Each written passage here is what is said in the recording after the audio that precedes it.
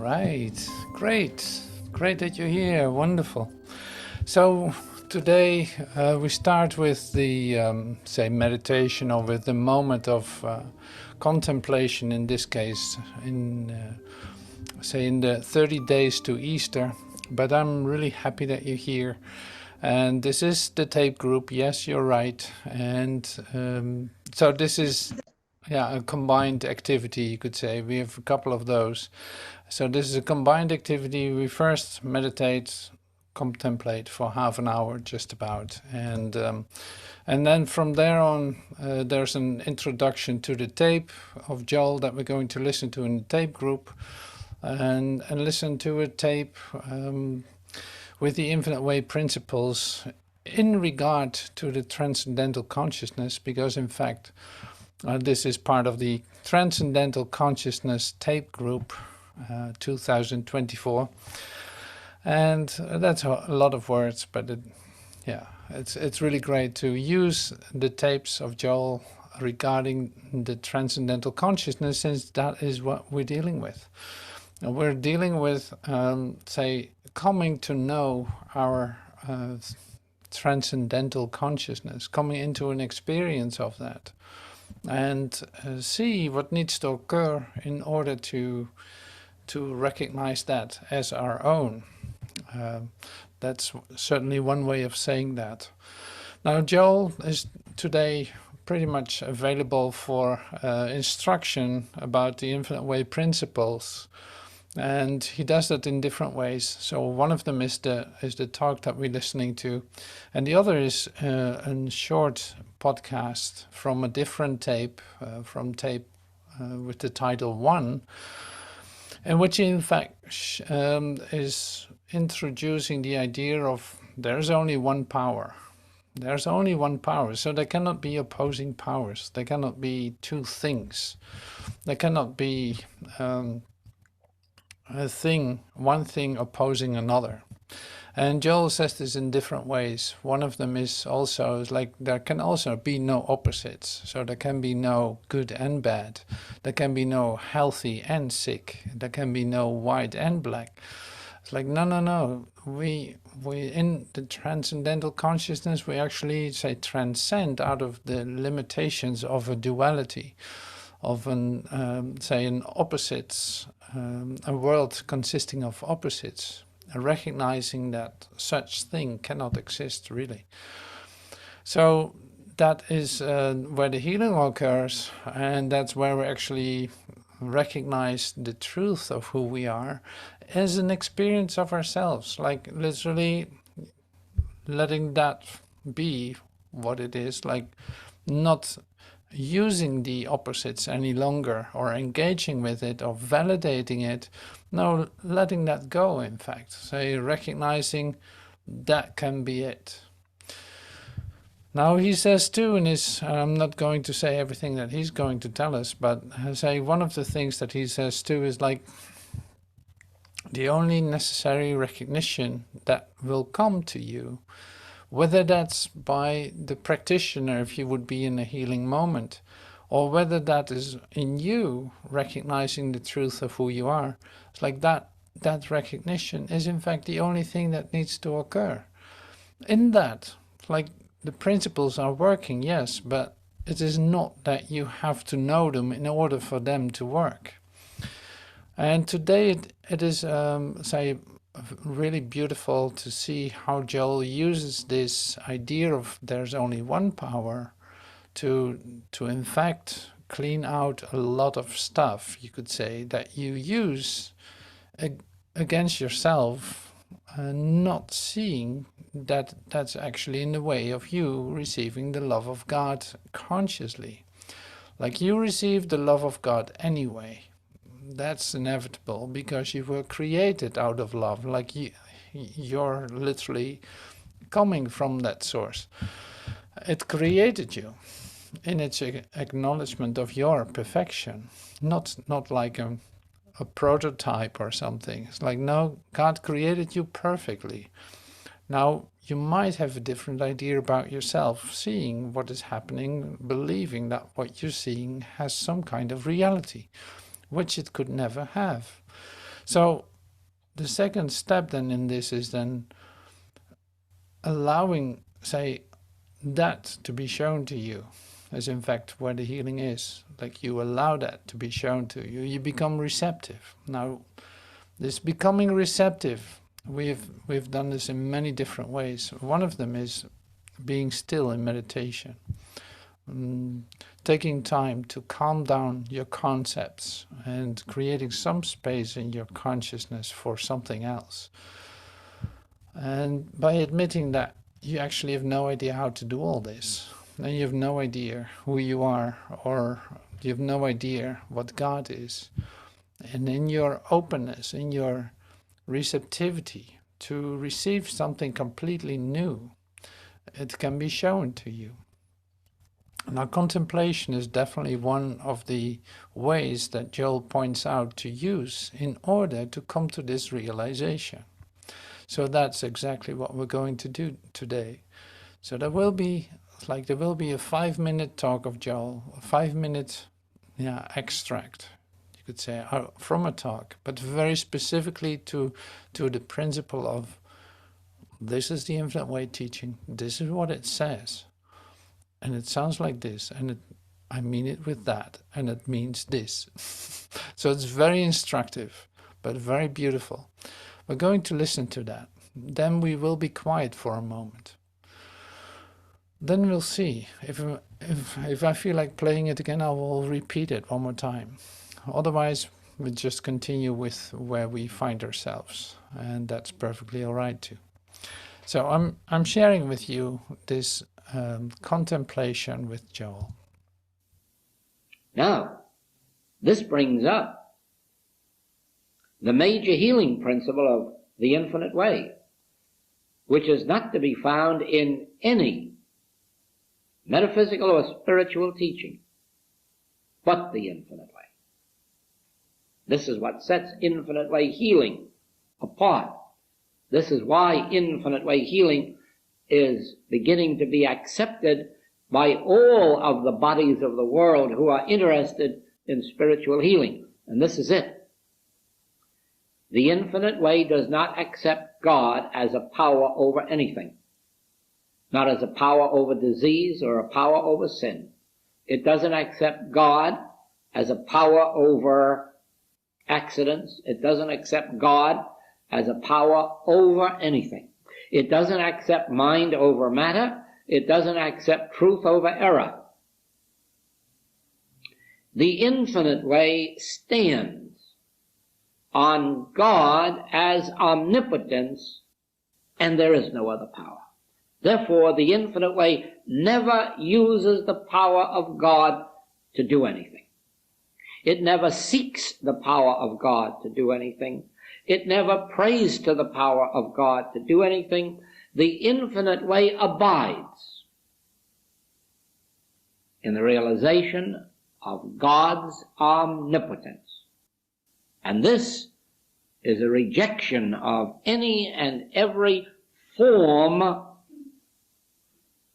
or claim of power. Remember this. The infinite way does not say that God heals disease or reforms sinners. The infinite way does not say that God destroys evil or removes it. The infinite way is a direct statement.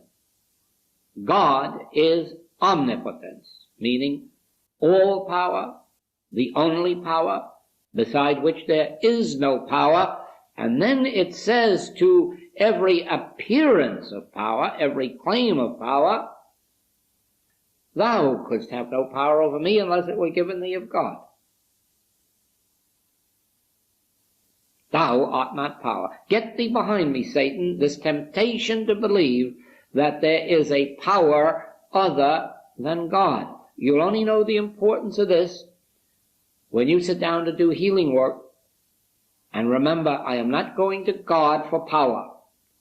I am acknowledging God as the only power there is, and therefore my treatment is, there is no power in this condition that appears to be. There is no power in this person that appears to be.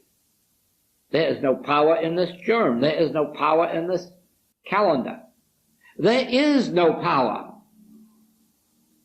since God is all power, omnipotence. Now see what happens. We leave the word power for a minute, and we will take the word law. God is law, or God is lawgiver. Then all law must be spiritual, and spiritual law must be infinite. But now what happens to material law? And what happens to mental law? They're deflated. There's nothing left of them but a claim. There is a claim in material law, certainly. That's the claim of germs. And as a matter of fact, that's the claim that two things can't abide in the same place at the same time. That's what causes accidents, that very belief. That there can't be two things in the same place at the same time. Of course there can be. The whole kingdom of God could be placed in one tiny spot on the point of a needle. All in one place. In fact, the entire kingdom of God's within you. So just remember this then. If God is the lawgiver and the law, and if God is spirit, then spiritual law is infinite and it becomes the only operative law. And all other law is seen as illusion, a belief, a claim.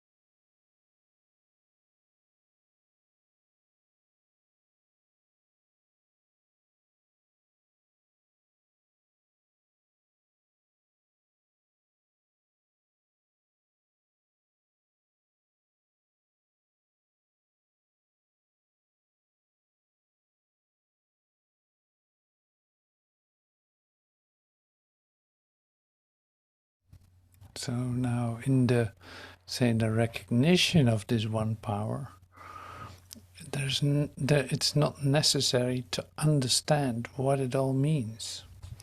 So it's like the thing that happens here is first you hear the idea, it's like God is all power. Yes, I love to believe that. I love to believe that. That might be true, you know, that might be true. I would love to believe that. Then at a certain point you come to the acceptance of the idea. Like God is the only power. There's no exception to the love of God. There's no in any situation there's no exception. Like the situations have nothing to do with the love of God. It goes that far. So suddenly I discovered that actually I'm bringing this into my daily life, you could say my daily experience of myself. I'm not even saying daily life, because that would be like your definition of yourself. No, that has nothing to do with that either. So to accept God as the one power is then, the lesson that we learn, in fact, in seeing that there's no opposition to the love of God. It can speak to you. It is present with you in every situation. It doesn't matter how that looks. Now here, we know there's an, say, a rebirth moment connected to that, because we can do the affirmations like God is all power, God is all power. We can say this the whole day long, denying it, in fact, not recognizing where it actually is taking place. Where is it taking place? In this world? No, it is taking place in me. Like the kingdom of God is within me. And that is happening within me. that's where I can receive that too. It is not received anywhere else. I don't have to go anywhere for it to receive it. You know, you don't have to go to the mountains and far places or great beautiful churches in order to receive this. No, this is happening in you. In fact, you in your closet opening up for this, it is actually, say, the possibility for it to happen. So that we come to that, say, step by step. Now I'm actually going to take another look at what Joel expresses here. I'm going to take a look because Joel says a couple of things that are really helpful in, say, coming to a deeper letting go of what you think is going on in order to receive what he's actually offering you. You know, the offering has nothing to do with your understanding about it, but by your acceptance of it. And he says it this way. So I showed it to you during our quiet time. Joel Goldsmith, oops, that's the page 2. So Joel says to us, in the infinite way is a direct statement, God is omnipotence, meaning all power. God is all power, the only power beside which there is no power. And then it says too that every appearance of power or every claim of power, thou could have no power over me unless it were given thee by God. Like, otherwise what would it be? It would be a temptation. You could say it's Satan knocking on your shoulder and saying, hey, what do you think of this? Try this. This is real power. And then you know that that will not work for you. So here we are in our, say, receptance of this. Every appearance of power, every claim of power cannot have a power. See, that you can hear as a concept too. And we have heard this as a concept. We have heard it as a concept and we walk around with it, thinking like, okay, that's all I need to know. It's like, yep, I got it. I got this information. That's a great book. It told me that God is the only power. Now, whambo, there's a situation. Suddenly, I find myself in the middle of trouble. I find myself, say, surrounded by people that are dying, that are sick, that are in pain, that are suffering, well, obviously, or that are in war, attacking each other.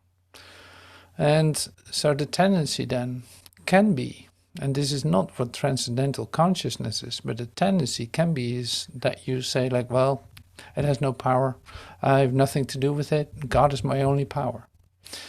See, that seems like you're doing the infinite way, you could say. It seems like you're accepting what Joel says as an idea and just, in fact, negating the rest. But that is not going to work. Now what? See, your observation of it is not an observation of power. No, you recognize it as like, well, that cannot be power because God is the only power. Sure.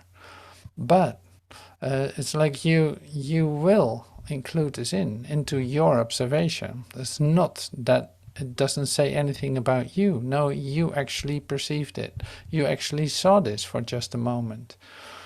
Now, the real, say, change occurs when you can still take a look at it, not excluding it from anything, but going within, leaving that exactly as it is. It's like not negating it either, not trying to transcend it by your idea about it. No, you go within, because that was the way out. You go within instead of walking around with your beautiful concepts. So you go within and allow a change to occur, releasing this. Like, apparently I've believed this to have power, otherwise I wouldn't be seeing it. And it seems like my brother's really in pain. And it really looks like that. And I want to be there for him at the same time too, because it doesn't feel right to just walk away and saying like, well, God is the only power, the best with you. Like that would not be what loving your brother as yourself is. That's your conflict. That's why you are in trouble, you could say. That's why you are in trouble. Now the only way out of that is not trying to solve this all here, fix it all, fix everyone, heal everyone, or who knows what you think you might do in order to get over this conflict. No, the only requirement is for you to go within and to say, go to the kingdom of heaven, releasing your ideas and your observations that you did. Releasing the idea that to you it looks like a fact, but releasing that and coming to a still place where you have no idea about anything anymore, in order to receive, say, the love of God as a communication that didn't walk away. You were just temporarily distracted by all the impressive impulses, you could say, all this observation of you. Now this is where the change occurs. This is where we enter into a transcendental consciousnness. Like it has to be like that. It cannot be done another way. So this is what Joel, in fact, offers us in his rebirth moment today. So now I'm going to pull up the second slide, because it will tell something too. Something very beautiful too. See, this is part 2. You'll know the importance of this when you sit down to do healing work, and remember, I'm not going to God for power. I'm acknowledging God as the only power there is. And therefore, my treatment is, there's no power in this condition that appears to be. There is no power in this person that appears to be. There's no power in this germ that appears to be. There's no power in this calendar. There's no power in this observation of mine, you can say. Since God is all power. Omnipotence. Now, omnipotence, you might have an idea what omnipotence is, but you might as well be honest and telling yourself that you have no idea what that means. Omnipotence, like all power, what is that? No idea. No idea. So, yes, I love God to be omnipotent. I love God. I recognize that, yes. I recognize it in the moments that I get out of the way of thinking that I know what omnipotence is, or omnipresence. I have no idea how it would feel to be present all over the universe, in communication with every little aspect of it. And knowing in every situation what's the best for everyone involved. I wouldn't know what that means. I have no idea what that is. I know it's available. How can it become available to me? Same story.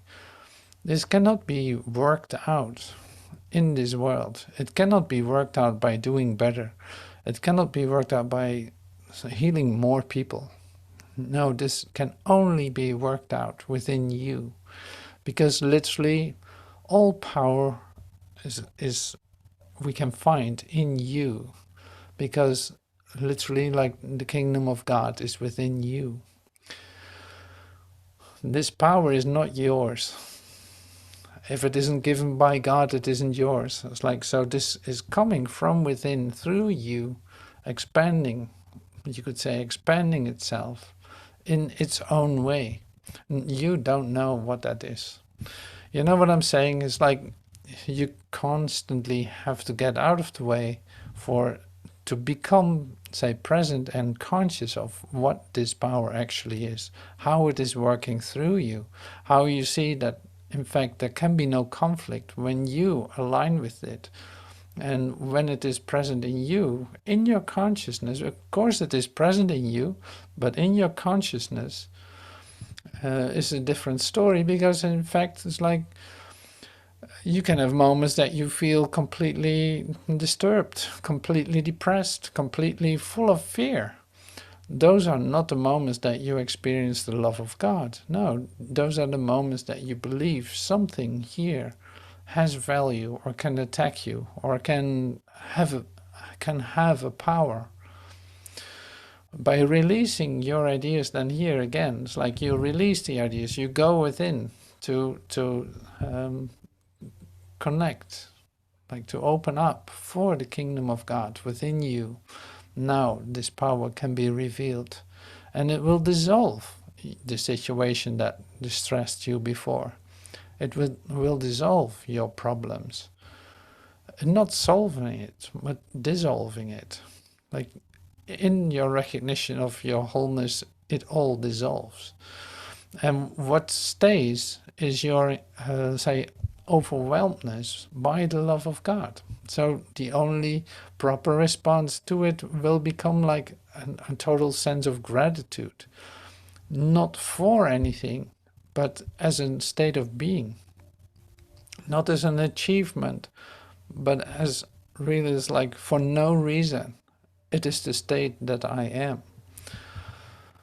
And it is given. It is what God is. It is how God created me. Now this is in fact all related to what we heard Joel say. And Joel continues too in this talk that we're going to listen to. He continues the principles because say this is another instructive talk about transcendental consciousness, but starting from the bottom, you could say, starting with the principles of the infinite way in order to come to a transcendental consciousness. And this transcendental consciousness is already yours, like your healing consciousness is already yours by you getting out of the way in any situation. You see it at work. And so, yeah, this is our practice for today.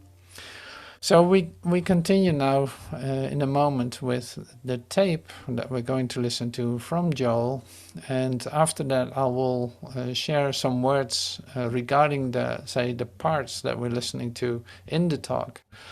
And so for the ones that are here for the resurrection and rebirth moment, you can stay if you want and be a whole part of this, listening to the tape that we're going to listen to. That's all perfectly all right. And so I'm going to share the tape with you that we're going to listen to, Transcendental Consciousness and Infinite Way Principles to support it, you could say. It is 374b, if I'm right. So that's what we're going to listen to right now. I wanted to bring out this evening some of the difficulties that are met with in studying this message of the infinite way, and a couple of questions on the desk fit right into that, and I will read the questions first because our subject will really provide the answers to both of these. We have periods of intense concentration in our study of the infinite way.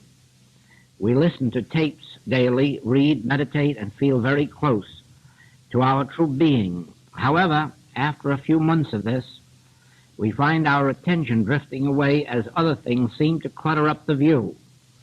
And we will go through a period when it seems hard to find time for study and meditation. And problems pile up during these lapses. Is this a normal cycle?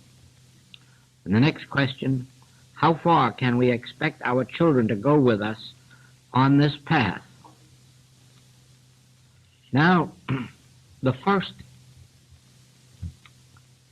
thing is that these questions indicate just what is very common with all students, that the principles of this message are not understood, are not known, and the method of applying them.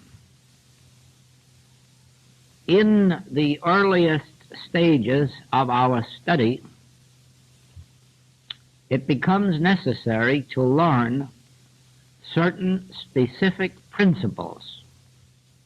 In other words, this is not a message of faith healing, nor is it a religious teaching of faith in some kind of an unknown God.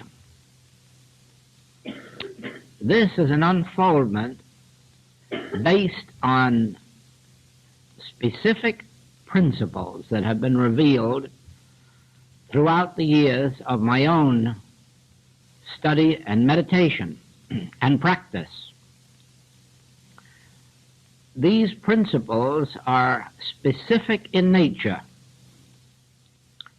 and no one can hope to benefit by them without first knowing them.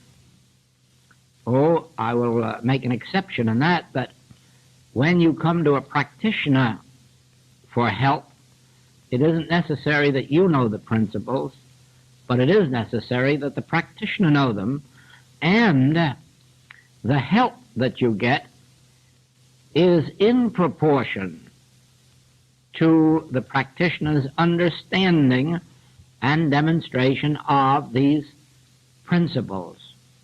And you cannot get any more out of it, out of the study, than you put in. In other words, this is almost, you might call it, a science in its earliest study. At the same time, once these principles are understood and the consciousness is developed to the point of illumination or initiation, whichever word you like best, then there is no more science to it. Then it is a matter of consciousness, a transcendental consciousness, which makes null and void the laws which in our human existence brings about the discords and inharmonies, the ills, the lacks and limitations in life. Let this then be understood. The discords and inharmonies of human life are not primarily your fault or mine. They are the product of a power over which a human has no control until they learn that which will eliminate the causes of the discords of life. It sounds more involved at this moment than it is, but it will clarify itself as we go on. Now, in the years when these laws of sin and disease and lack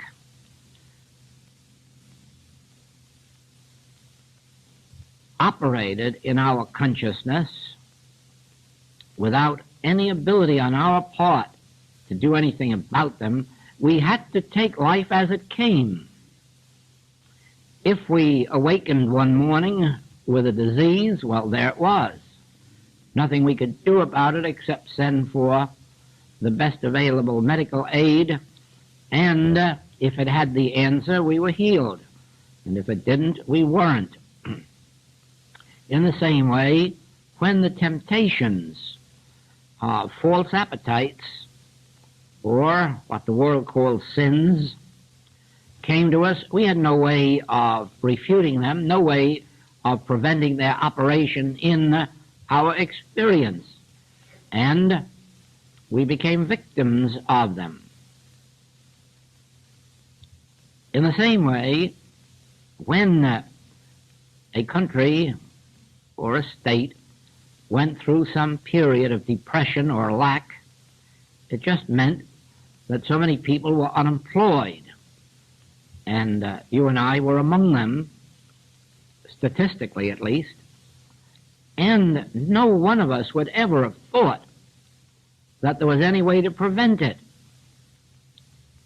Business is bad, so many people have been let out, and it's just natural that we're unemployed. Just natural that we lack. Of course it isn't.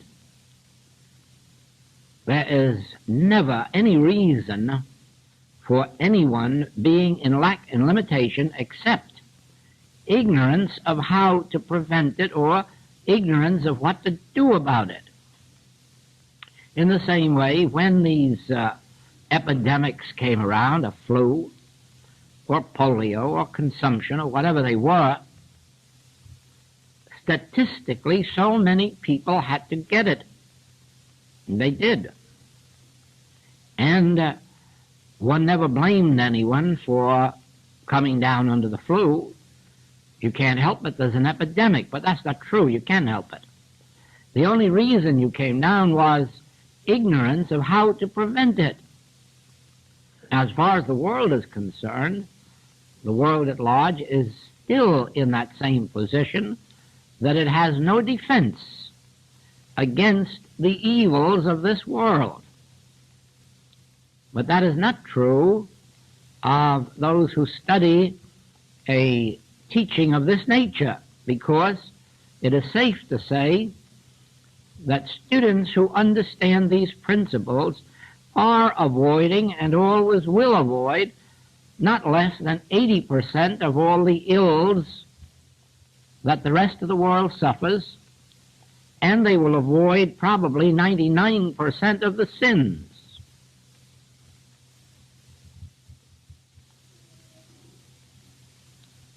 It's an interesting subject for study,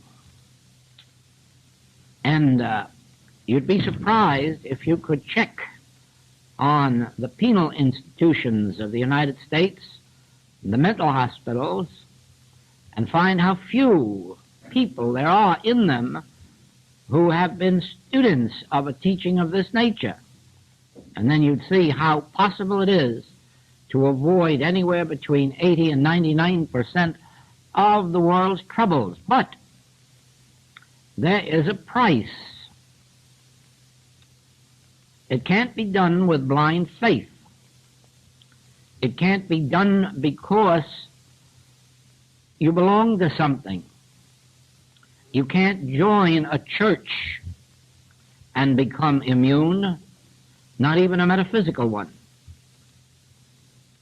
A certain amount of immunity you can have with the help of practitioners and teachers, but that is limited, and certainly limited in time, because eventually everyone has to be able to go and do likewise. Eventually everyone has to meet most of their own problems. I do believe that just as Christ Jesus found it necessary to ask the help of his disciples in the Garden of Gethsemane,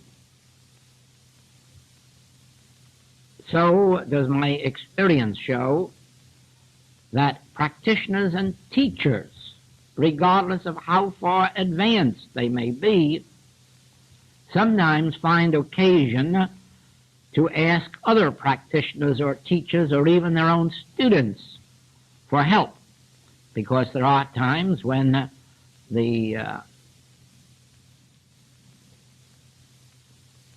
hypnotism or mesmerism of events makes it necessary, even for the most advanced, to seek help from someone who isn't at that moment in as much pain or trouble.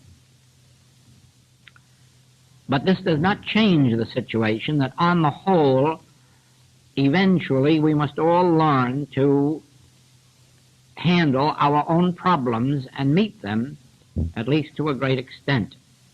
But how can this be done if There is not an understanding of the principles. Now,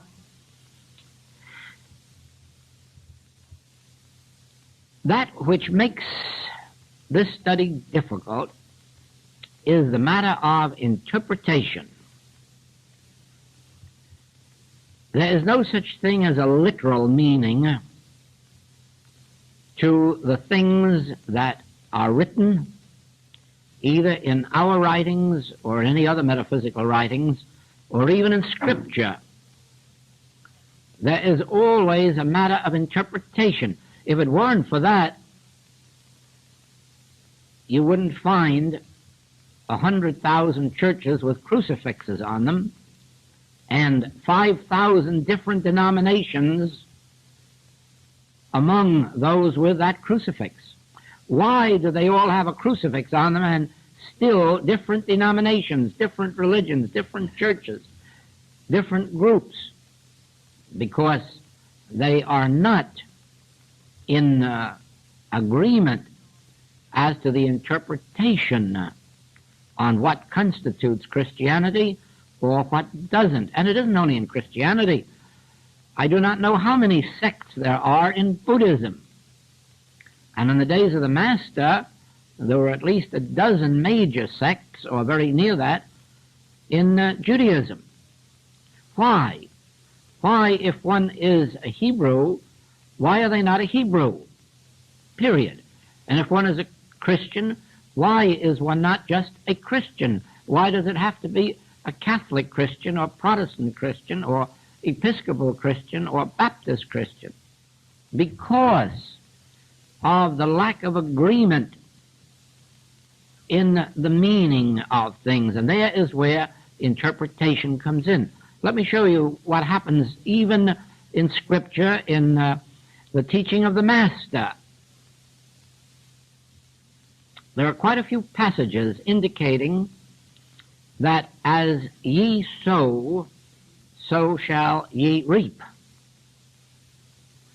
That as ye measure, it will be measured unto you. And that even thought is power.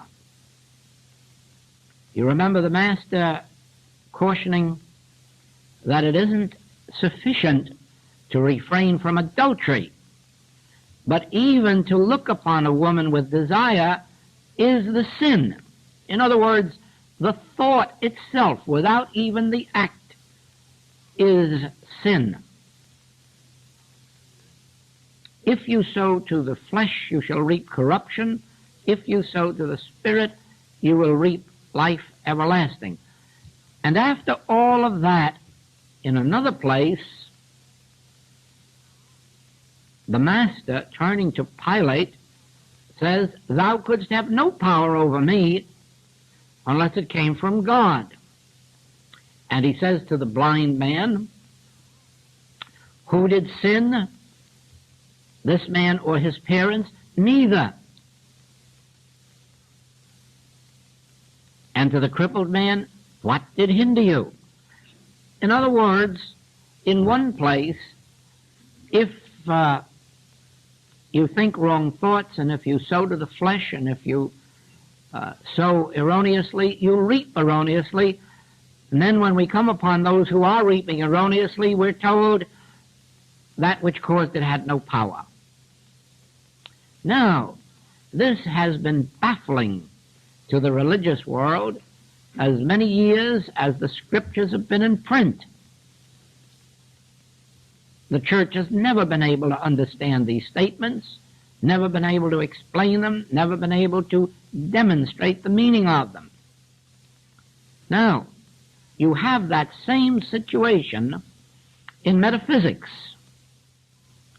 You will read, and it makes no difference which approach to metaphysics you read, you will read in one place that it's your wrong thinking that has brought this upon you, and then you read in another place that God is the only power, God is the only cause. You will read here and there that you must be more loving, or you must be more thoughtful, or you must be more forgiving, you must be more generous. And then another place,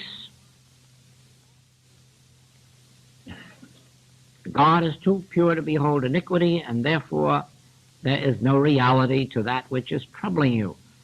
And so when you try to put these together, you find that you really do not have principles with which to work, because you do not know how to bring these conflicting statements into agreement. Now, to understand this principle, let me make it clear to you that there are two realms of consciousness in consideration of these particular statements that I've been quoting. I'm not speaking now of the material realm because that doesn't enter into it, but there is a mental realm and there is a spiritual realm of life.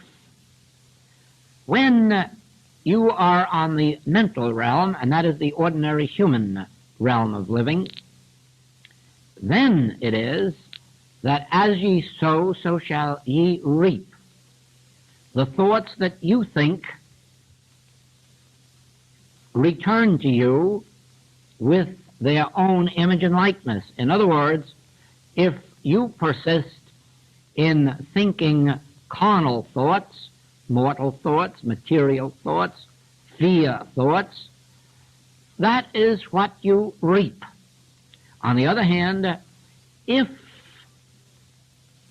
you are living in a realm in which sin plays little or no part, and false desire, false appetite plays little or no part, and in which you are in obedience, let us say, to the Ten Commandments, then you are supposed to reap good.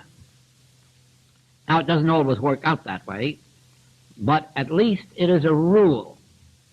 And that is why we have, first of all, the Ten Commandments given by Moses, which constitutes the law. And we are taught that if you live in obedience to those Ten Commandments, you will live harmoniously, joyously, bountifully. If you live in disobedience to those, then you will bring upon yourselves the sins, the diseases, the lack and limitation because of violation of the law, of the Ten Commandments. Now, Jesus Christ comes along and he wipes out 9 of those commandments and says, henceforth, you don't have to pay any attention to those at all. I'm going to give you 2 commandments, and if you live up to these 2 commandments, you can forget the other 9. The first commandment, of course, is thou shalt love the Lord thy God with all thy heart, with all thy soul, and with all thy mind, and then thou shalt love thy neighbor as thyself. Well, now, try, if you can, to think of living a life in which you love the Lord your God supremely.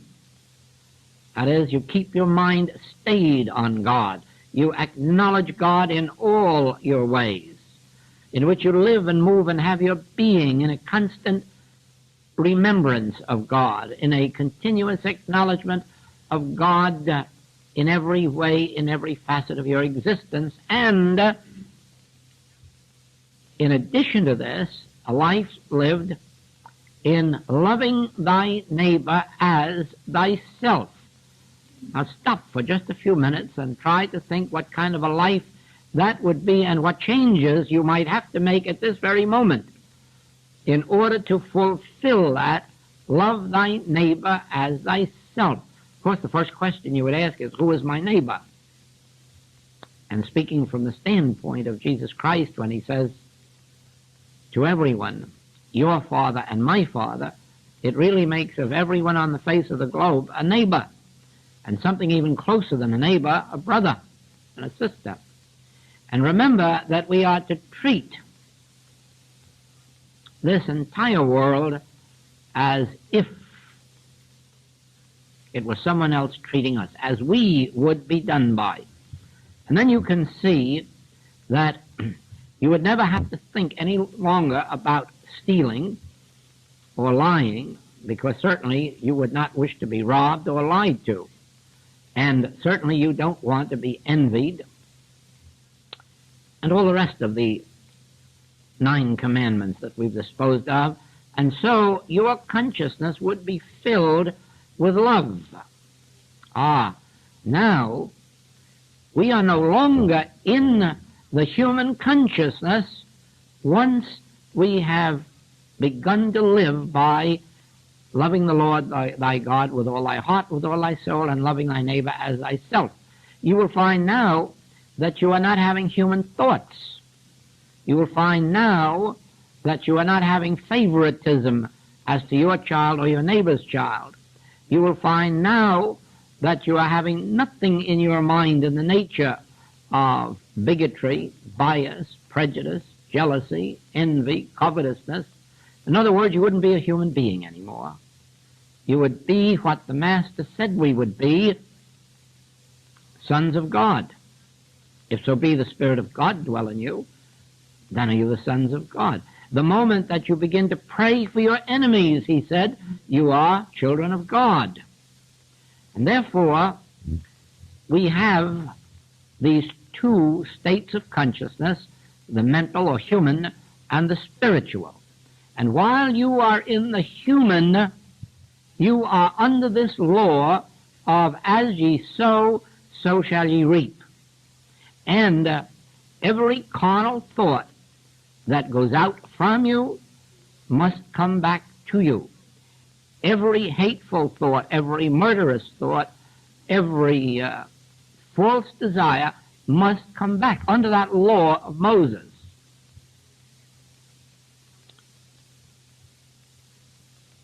To leave Judaism and to become a Christian, I'm not speaking now of joining a Christian church, I'm speaking now of being a follower of the Master.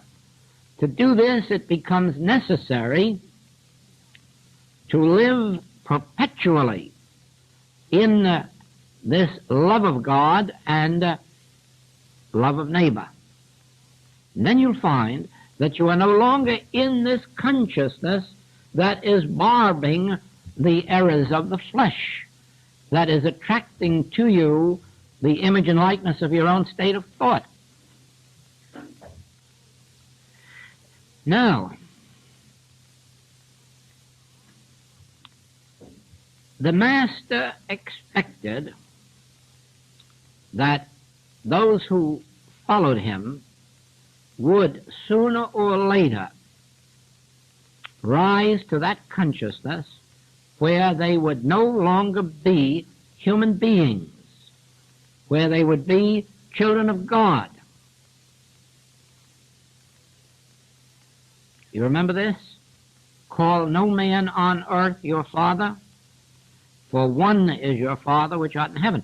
How would you have to live in order to live in the awareness that you had only one Father, one creative principle, and it was purely spirit?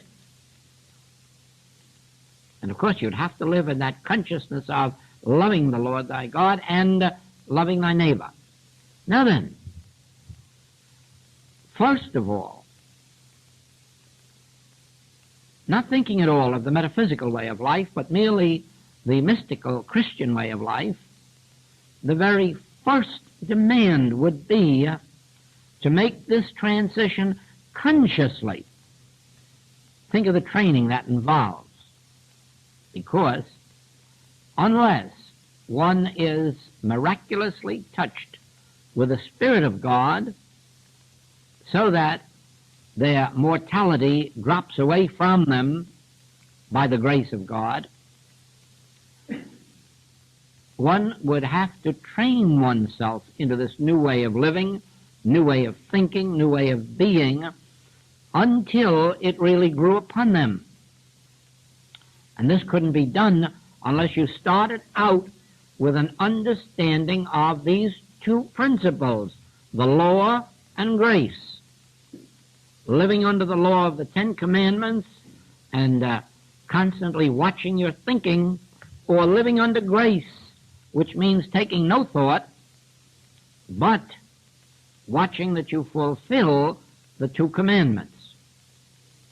Now, as you come into a teaching that is not only mystical but metaphysical, you have still other principles to learn.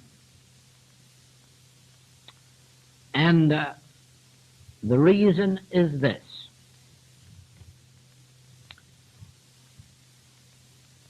To become immune to the discords of the human world, even in a goodly measure, not speaking now of total exemption, but even in a goodly measure, requires an illumined, a spiritually illumined consciousness, a consciousness that has been touched to some degree by the Spirit of God, that which in Christian mysticism is called the Christ. When this happens, a transformation takes place, and the person touched is not the person they were before, and they do not live the lives they lived before, and all things are become new. And the reason is that this touch of the Spirit of God acts as a purification.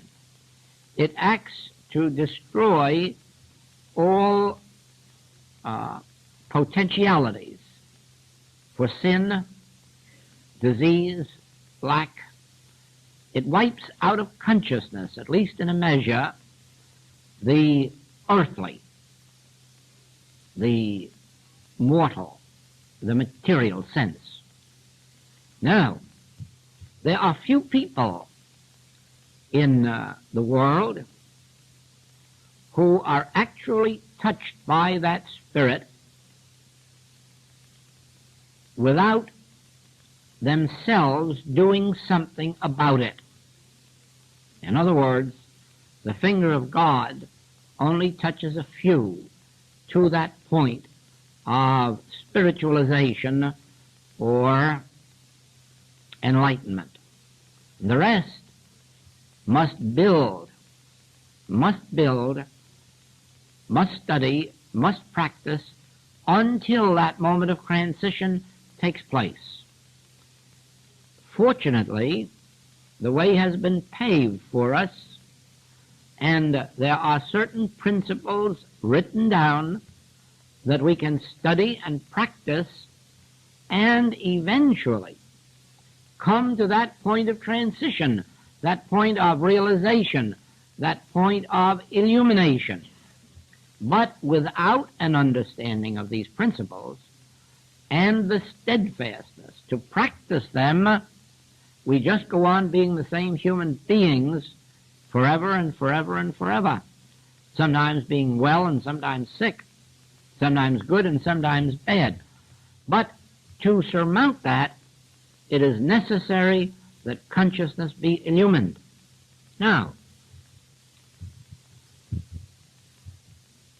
to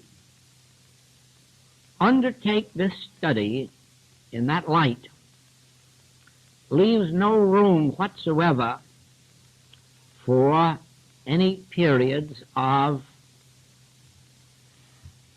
what do we call it, barrenness, except for this.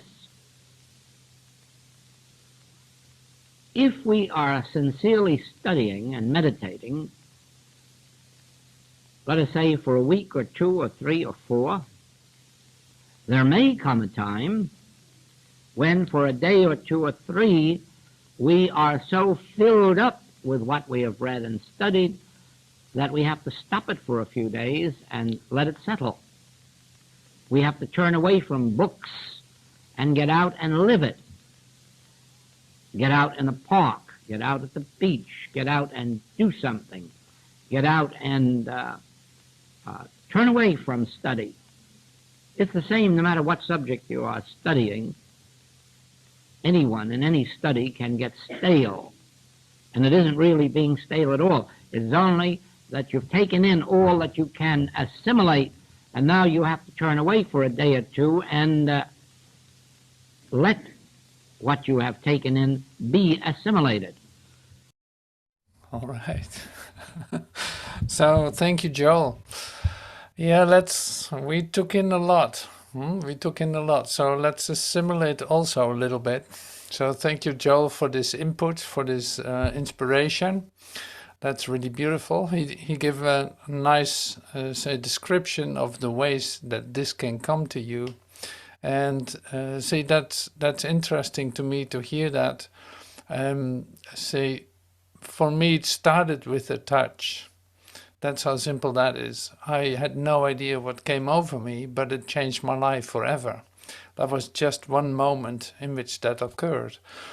And from then on, so this is why I'm saying this, is like from then on, it was more like, yeah, where are you? Where are the ones that I can relate to in order to share this recognition? It took 3 years before I met the first ones. Like the rest was always still checking me out if I was not totally psychically insane. So it is like that's switched, that changed immediately, instantaneously. Now what am I going to do? Try to live a human life? I did try it and it didn't work. And meeting others that have the same recognition was actually the only thing helpful.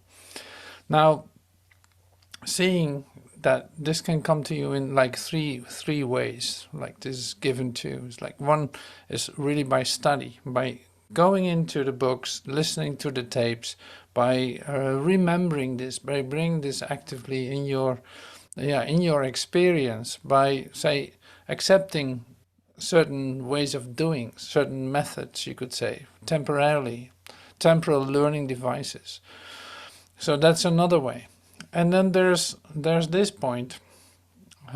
Some have it, like the teacher I was brought up by. He had it on his deathbed. He was about to die from a cirrhosis of the liver.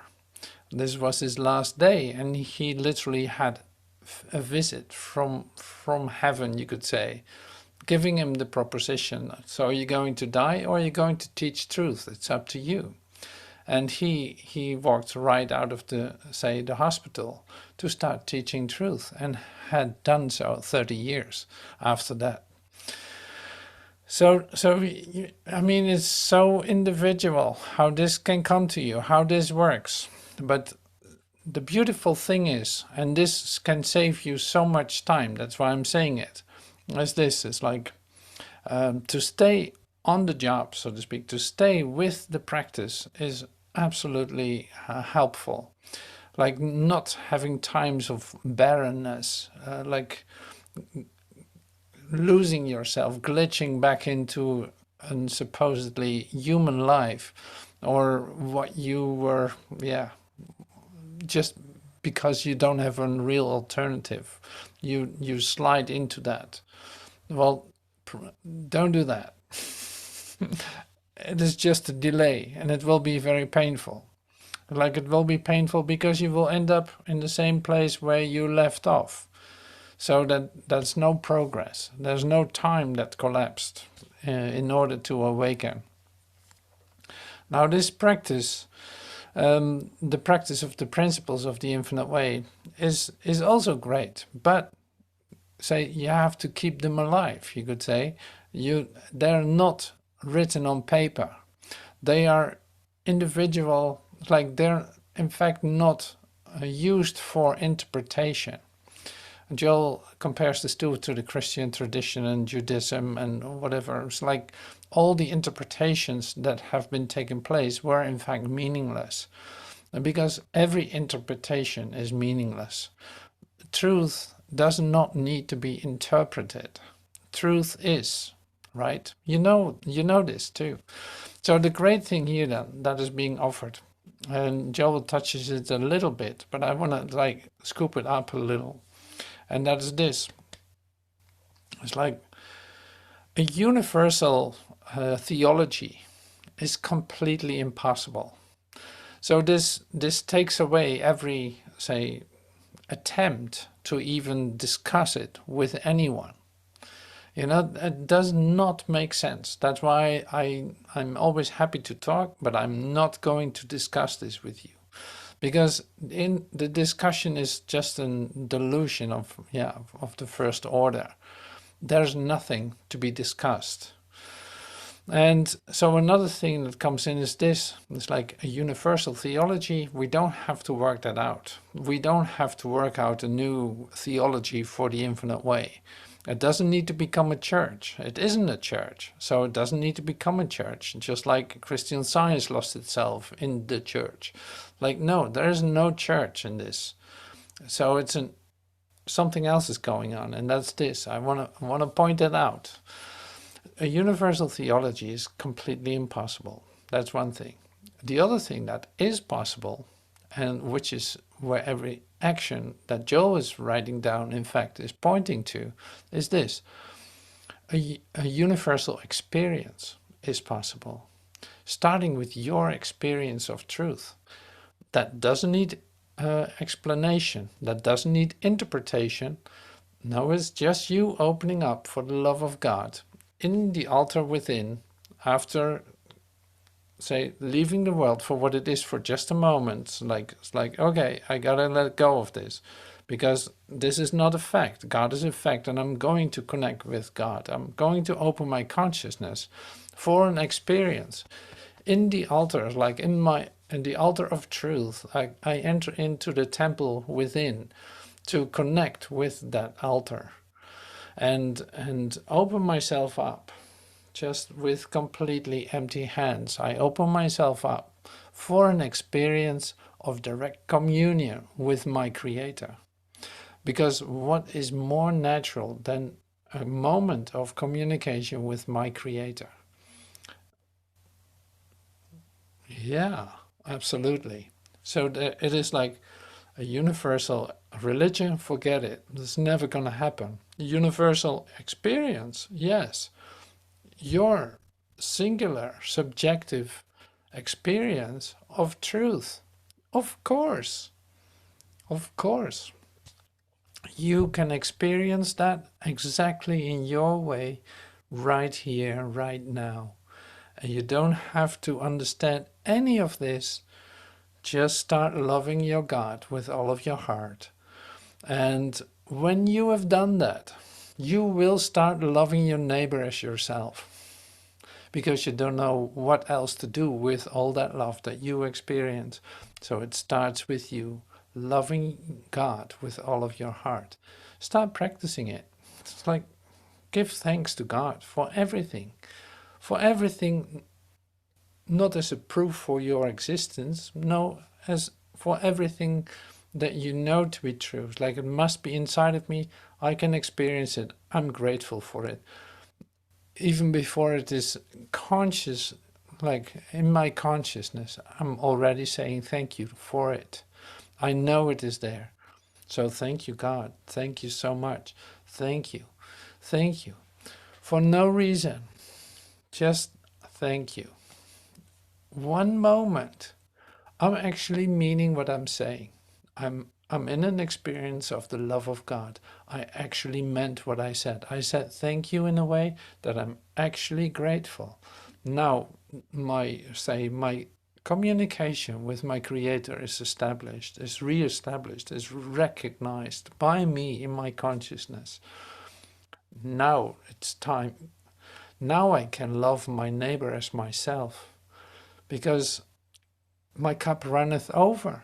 I cannot hold this back. I want to give this away. I want to love my neighbor as myself. I recognize my neighbor as being one with me.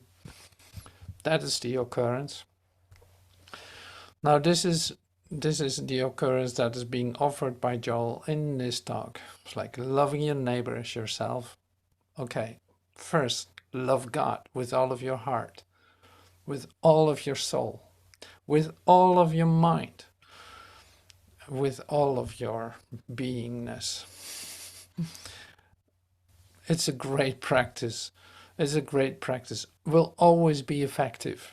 Always. Will always lead to the desired result. And more than that. Completely, overwhelmingly fulfilling. All right, so I had to say this. I wanted to share this with you. Thank you so much for your presence here today. I'm going to play a song, and we have some time to relax into this, into a phase of assimilation of what we have just received. So thank you so much.